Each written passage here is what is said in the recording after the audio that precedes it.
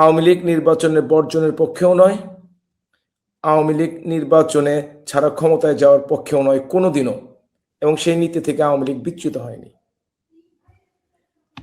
কেউ যদি নির্বাচন থেকে আওয়ামী লীগকে সরিয়ে দিতে চায় কিংবা আওয়ামী লীগকে নির্বাচন কর্মকাণ্ড থেকে রাজনৈতিক কর্মকাণ্ডে বিরত রাখতে চায়, হয়তো কিছুটা সময়ের জন্য সফল হয়েছে, কিন্তু আওয়ামী লীগকে আসলে দমিয়ে রাখতে পারে নাই।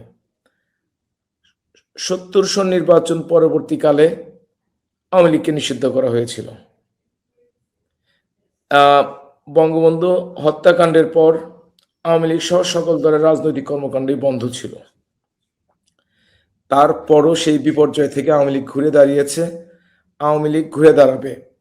এবং স্থানীয় সংসদ নির্বাচন যেহেতু এবার দলীয় প্রতীকবিহীনভাবে অনুষ্ঠিত হতে যাচ্ছে, সুতরাং আওয়ামী লীগের নেতাকর্মীরা এতে অংশগ্রহণ করবে, এটাই স্বাভাবিক গণতান্ত্রিক দলের।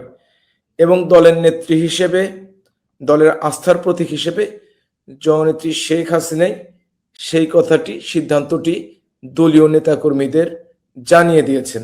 তিনি সঠিক কাজটি করেছেন এবং আমরাও মনে করি আমরা সময় পেয়েছি স্থানীয় সংসদ নির্বাচনের প্রস্তুতি গ্রহণ করার জন্য আমাদের নেতাকর্মীদের নিয়ে। আমরা অবশ্যই নির্বাচনে অংশগ্রহণ করব, আমাদের নেতাকর্মীরা স্থানীয় সরকার নির্বাচনে অংশগ্রহণ করবে। এটাই স্বাভাবিক এবং এটাই করব আমরা ইনশাল্লাহ।